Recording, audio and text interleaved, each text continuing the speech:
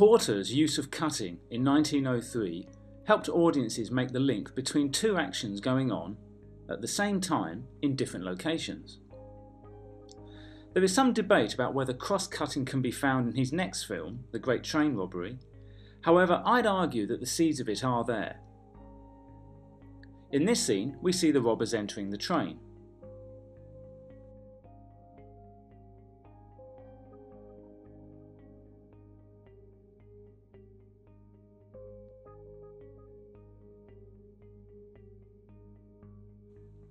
The film then cuts to the security guard, who is watching the money being transported. As some time passes before the robbers enter, I would argue that the audiences did make the connection that they were approaching the guard's carriage from another location. Even though the audience couldn't see the robbers, and although it only contains one cut across two locations, it's a workable form of cross-cutting.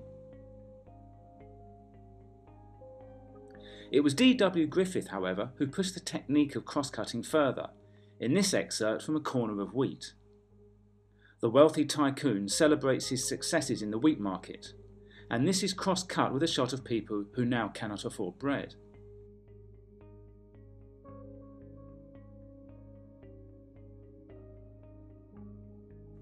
The cut back again to the wealthy people enjoying their food amplifies the disparity between the rich and the poor.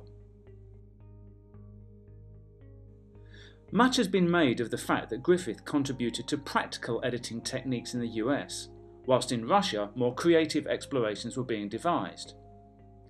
This is certainly true, however Griffith's creative use of editing for emotional impact cannot be denied in this scene.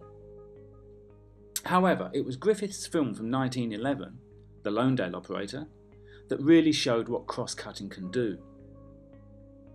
His cutting between the operator calling for help and the man on the other end of the line added a real sense of danger and tension to the scene.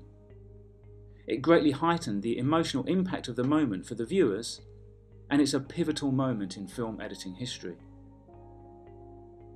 This technique of cross-cutting between locations to add tension to sequences has changed very little from its conception over 100 years ago. Christopher Nolan used the technique extensively in the last two films of his Batman trilogy, frequently cross-cutting between multiple locations and action in order to juggle multiple storylines, strengthen how closely linked together these sequences are, heighten the tension, and ultimately strengthen their dramatic impact.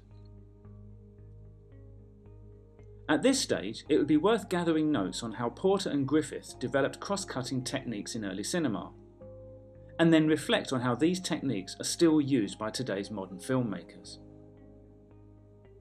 To develop your skills as a filmmaker, you should also film and edit your own cross-cutting sequence, and keep the material which could be useful for later assessment of learning outcome 1.